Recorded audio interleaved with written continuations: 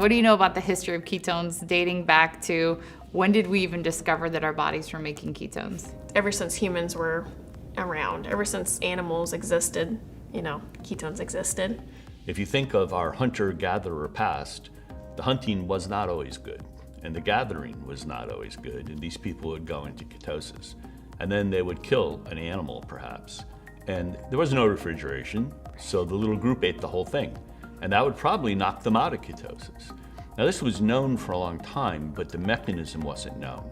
But they knew that starvation worked. And that was because, of course, that starvation was elevating the ketones.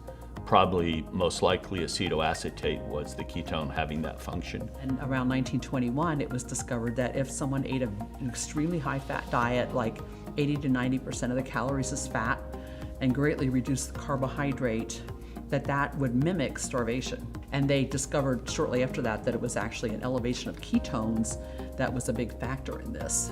In the late 1920s, Johns Hopkins University developed a ketogenic diet. There was one researcher who noticed when he took a vigorous walk in the morning, for some reason he started measuring ketones in his urine. They started calling it post-exercise ketosis, and there were a lot of studies in the 1930s of that.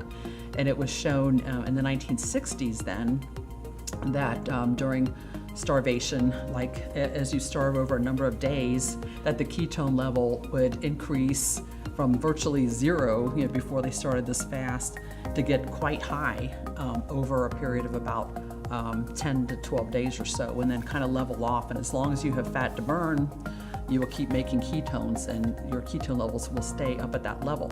The very first ester was like drinking rocket fuel. It tasted really bad. I've never drank rocket fuel. I mean, I worked at NASA, but I never even took a sip. But this was the most awful thing, and they were making it in like white barrel, white pails. I brought a pharmacologist with me, and works for the department, and she wouldn't drink it, so I took her bottle with me. So wow, this seems like rocket fuel. I'm taking it. So we're just starting our research now. So we're just starting research and looking at the impact of exogenous ketones on things like breathing low levels of oxygen and the performance deficits that happen in that setting.